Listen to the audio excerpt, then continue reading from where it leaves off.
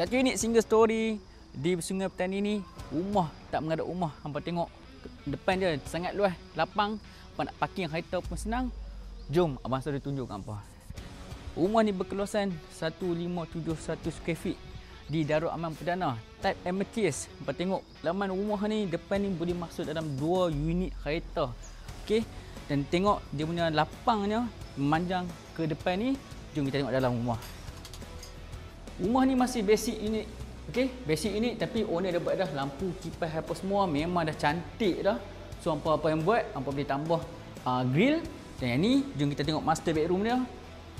Master bedroom dia, keruasan dia just nice, boleh masuk queen bed size. Okey, dalam master bedroom ada satu toilet.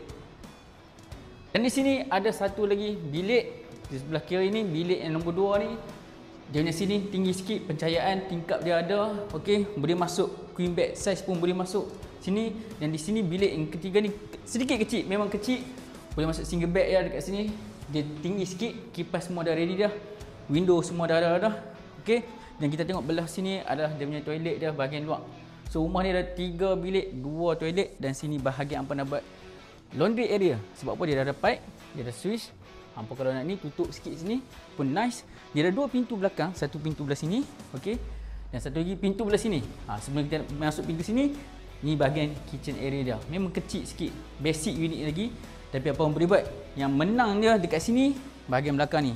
Bahagian belakang ni memang besar lagi. Lebih kurang 10 kaki. Hampa boleh buat, orang kata buat extension sampai ke belakang ni. Jadi kitchen hampa akan lebih luas.